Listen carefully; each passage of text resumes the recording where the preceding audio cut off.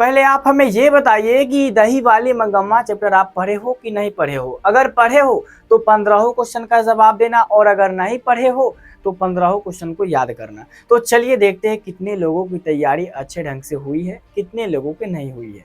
तो सबसे पहले आप यहाँ पर देख सकते हो, फर्स्ट क्वेश्चन है दही वाली मंगम्मा के लेखक कौन है। आपको ये अच्छे तरीका से दिखाई दे रहा होगा। यहाँ पे ये जो क्वेश्चन है 2018 में, 2020 में और 2022 में पूछा गया, दिख रहा है।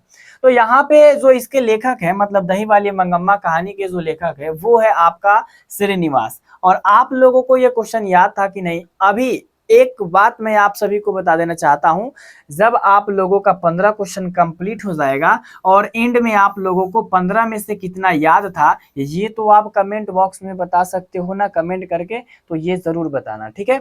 इसके बाद यहाँ पे ये नेक्स्ट देख सकते हो, दही वाली मंगम्मा कहानी किस भाषा से अनुवादित है। मतलब यहाँ पे ये पूछा जा रहा है वो किस भाषा से अनुवाद की गई है, कौन सी भाषा में वो पहले लिखी गई थी। और ये चीज, ये जानकारी सभी को पता होना चाहिए कि दही वाली जो मंगम्मा है वो एक कन्नड़ भाषा थी, है ना, कन्नड़ भाषा में लिखी गई थी, जिसका रूपांतरण हिंदी में हुआ है। तो ये आपका क्या हो जाएगा? कन्नड़ हो जाएगा। ऑप्शन यहाँ पर ए परफेक्ट हो जाएगा। चलिए, ये भी क्वेश्चन अगर आप लोगों को याद होगा तो आपका 2 में 2 परफेक्ट हो रहा है, ठीक है। और जल्द ही हम तैयारी में लगे हुए हैं, आप लोग कितना का सही सही जवाब दीजिएगा, सारा चीज स्क्रीन पर रिकॉर्डेड बता दिया जाएगा, ठीक है। लेकिन अभी फिलहाल ये चीज से कंप्रोमाइज करना पड़ेगा। मंगम्मा क्या बेचा करती थी?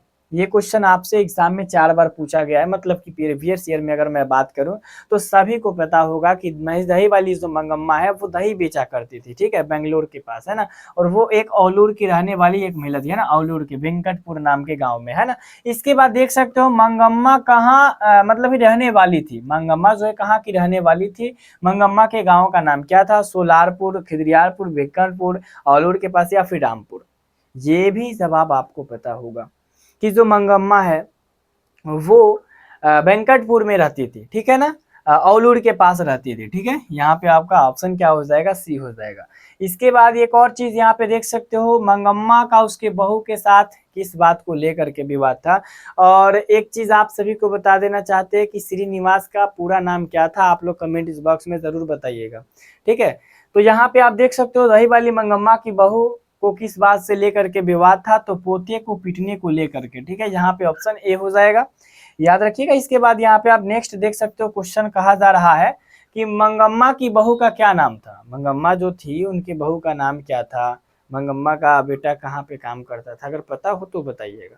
तो यहाँ पे जो मंगम्मा की जो बहू थी वो कौन थी? नजम्मा थी। यहाँ पे ऑप्शन ए हो जाएगा, ठीक है। क्या हो जाएगा? ऑप्शन ए हो जाएगा। यहाँ पे आप देख सकते हो 8वां नंबर क्वेश्चन है कि रंगप्पा जो था वो मंगम्मा से क्या चाहता था। तो सबसे पहले जो एक रंगप्पा था ना दही वाली मंगम्मा कहानी में, तो वो एक जुआरी किस्म का लड़का था, ठीक है।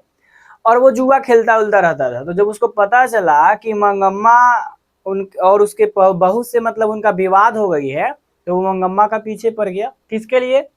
तो धन और कर्ज, मतलब कि धन और कर्जा के लिए, है ना। वो चाहता था कि ये जो पैसा रखी है वो किसी तरह से ले लिया जाए। यहाँ पे आप देख सकते हो दही वाली मंगम्मा कहानी का अनुवादक कौन है, मतलब दही वाली जो मंगम्मा है जो कन्नड़ में लिखा गया था उसको हिंदी में कौन लिखा। तो आप लोगों को बता देना चाहते हैं कि बी आर नारायण ने, है ना, बी आर नारायण ने जो है ये कहानी के मतलब कि रूपांतर किए हैं। 9 का यहाँ पे क्या हो जाएगा आपका? तो 9 का यहाँ पर ए हो जाएगा, ठीक है। इसके बाद यहाँ पर देख सकते हो क्वेश्चन है कि अमराई का कुआं कहाँ है है ना, अमराई का कुआं कहाँ है? 10 नंबर भी लॉजिकल क्वेश्चन है। पढ़े हो अगर मन से तो याद होगा, नहीं पढ़े हो तो कहाँ से याद होगा। तो अमराई का जो कुआं है वो रास्ता में है, ठीक है। कहाँ पर है? रास्ता में है। इसके बाद देख सकते हो लेखक जो श्रीनिवास जी है उनका पूरा नाम क्या था। मैंने आपसे पूछा था ना शुरुआत में कि बताओ, बहुत ही इंपॉर्टेंट है। देखो 2 बार पूछा गया है और अब की बार की बारी है। तो उनका पूरा नाम जो था मस्ती वेंकटेश अध्यांगर था, यहाँ पे आप देख सकते हो। उसके बाद यहाँ पे क्वेश्चन है मंगम्मा अपना पैसा कहाँ रखना चाहती थी? बेटे के पास, माँ जी के पास, रंगप्पा के पास, या फिर बैंक में। तो जो मंगम्मा थी, है ना, यहाँ पे 12 नंबर क्वेश्चन है। तो जो मंगम्मा थी वो अपने मतलब कि माँ जी के पास जो जाती थी ना दही बेचने, तो एक बुढ़ी औरत थी जिसको ये माँ जी कह के बुलाती थी। तो उनके यहाँ पे ये क्या करने मतलब कि क्या क्या सोचती थी कि पैसे में जमा करूं, ठीक है। उसके बाद यहाँ पे आप देख सकते हो क्वेश्चन है कि बहू नजम्मा सास मंगम्मा से समझौता मतलब कि मेल क्यों हुआ तो डर से कि कहीं धन का रंगप्पा न ले ले, मतलब डर लगने लगा उसके बहू को कि कहीं रंगप्पा उसका धन न ले ले मंगम्मा से, है ना। तो ये चीज है। इसके बाद आप देख सकते हो क्यों रे राक्षसी छोटे से नन्हे से बच्चे को कौन क्यों पीट रही है, कौन बोला था? तो मंगम्मा बोला था। किसको बोला था? अपने बहू नगम्मा को बोला था। हो गया, इसमें कोई लॉजिकल थोड़ी है। इसके बाद यहाँ पे आप देख सकते हो श्रीनिवास जी का जन्म कब और कहाँ हुआ था। जी ये भाई लॉजिकल है थोड़ा।